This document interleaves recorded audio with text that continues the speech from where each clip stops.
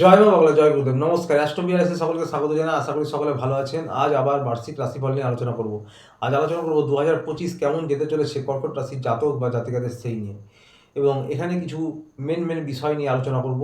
যদিও প্রত্যেক মাসের মাসিক রাশিফল আলাদা আলাদা করে প্রত্যেকটি রাশির আপলোড করা হয়ে থাকে।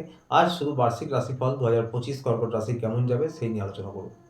শুরুতেই বলবো, যারা বিদ্যার্থী পরীক্ষার্থী রয়েছেন তাদের উদ্দেশ্যে আপনাদের কিন্তু পড়াশোনায় উন্নতি হবে। এই ২০২৫ বছরটা আপনাদের মোটের উপর ওভারঅল ভালো যাবে। বিশেষ করে শুরু থেকে এপ্রিল মাস পর্যন্ত সময়টা ভালো, এবং তারপরে আগস্টের পর থেকে অর্থাৎ সেপ্টেম্বর মাস থেকে সময়টা ভালো। মাঝের সময়টা একটু কেয়ার করবেন, পড়াশোনায় মনোযোগী হবেন বিশেষভাবে। যারা উচ্চশিক্ষায় রয়েছেন, তন্ত্রমন্ত্র জ্যোতিষ নিয়ে পড়াশোনা করছেন তাদের ক্ষেত্রেও তাই। তবে যারা টেকনিক্যাল লাইনে রয়েছেন, যারা মিডিয়া লাইন নিয়ে পড়াশোনা করেন, যারা ইঞ্জিনিয়ারিং লাইনে আছে, তাদের কিন্তু একটু বিশেষভাবে ভালো এই বছরটা। এবং যেই সময় বললাম অর্থাৎ শুরু থেকে এপ্রিল পর্যন্ত বেশ ভালো, তারপরে আবার আগস্টের পর অর্থাৎ সেপ্টেম্বর থেকে সময়টা বিশেষভাবে ভালো। তার মাঝের সময়টা একটু খেয়াল রাখবেন। এবং প্রেম ভালোবাসার ক্ষেত্রে বলব, প্রেম ভালোবাসার ক্ষেত্রেও ভালো। আপনাদেরও কিন্তু এই বছরটা মোটের ওপর 60% ভালো যাবে। তবে আপনাদের কিন্তু একটা বিষয় খেয়াল রাখতে হবে, আপনাদের মধ্যে তৃতীয় কেউ আসতে পারে, বা কোনো গোপন ঘটনা আপনাদের কিন্তু বাইরে বেরিয়ে আসতে পারে, বা অবৈধ সম্পর্কে জড়িয়ে যাওয়ার সম্ভাবনা রয়েছে। এবং আপনাদেরও কিন্তু এই বছরটা বোঝাপড়া একটু উন্নত করবেন। 60% মোটের ওপর আপনাদের ভালো যাবে। যারা প্রেম ভালোবাসায় রয়েছেন, পুরনো প্রেম ফেরত আসতে পারে। নো কন্ট্যাক্ট হয়ে রয়েছে এরকম যারা স্থিতিতে রয়েছেন, তাদের আবার পুনরায় কথাবার্তা শুরু হতে পারে শেষের দিকে। এইগুলো ঘটতে পারে। এবং যারা বিবাহের জন্য যোগাযোগ করছে তাদের কিন্তু বিবাহের কথা এগোতে পারে, ফাইনাল হতে পারে, বিবাহ সম্পন্ন হতে পারে। হাজব্যান্ড ওয়াইফের ক্ষেত্রেও বলবো যে আপনাদের কিন্তু ব্যক্তিগত জীবনের শুরুর দিকে টুকটাক সমস্যা হবে। এপ্রিলের পর থেকে সময়টা ভালো, নিজেদের বোঝাপড়া উন্নত করুন। আপনারা যারা হাজব্যান্ড ওয়াইফ জব করেন তাদের কিন্তু এই বছরটা কর্মের জায়গায় বিশেষভাবে উন্নত হবে।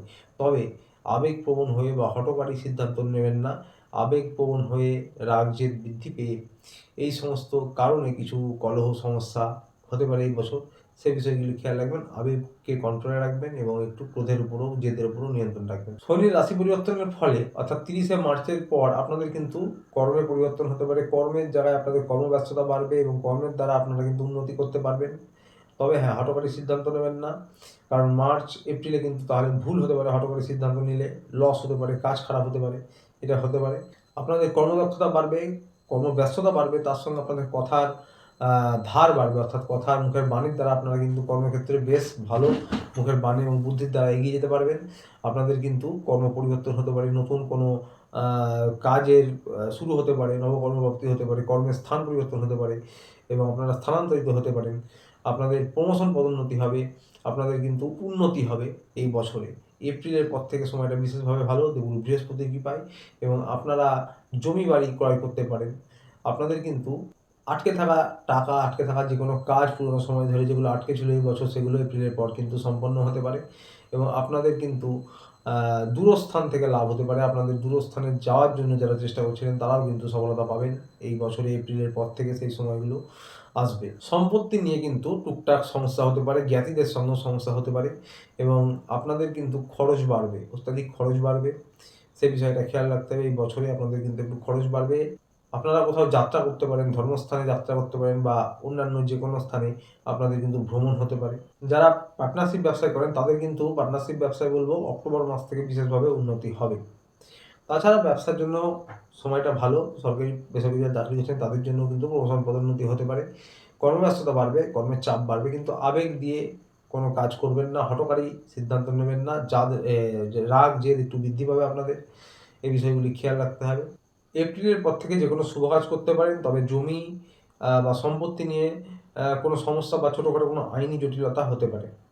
স্বাস্থ্য নিয়ে বলবো যে প্রত্যেক মাসের মান্থলি রাশিফল আলাদা আলাদা করে আপলোড করা হয়, সেখানে প্রত্যেক মাসের স্বাস্থ্যর বিষয়টা ভালোভাবে দেখবেন। তবে এই বছরে একটু চোট আঘাত লাগা, অ্যাক্সিডেন্ট হওয়া এইসব সম্ভাবনা রয়েছে, এইগুলি খেয়াল রাখতে হবে। বিশেষ করে 18ই মের পর থেকে চোট আঘাত লাগা, কোনো বিপদ ছোটোখাটো হওয়া, অনৈতিক কোনো কাজের সঙ্গে জড়ানো, কোনো কারোর ভুল পরামর্শ মেনে চলা, এগুলো থেকে সাবধানে থাকবেন।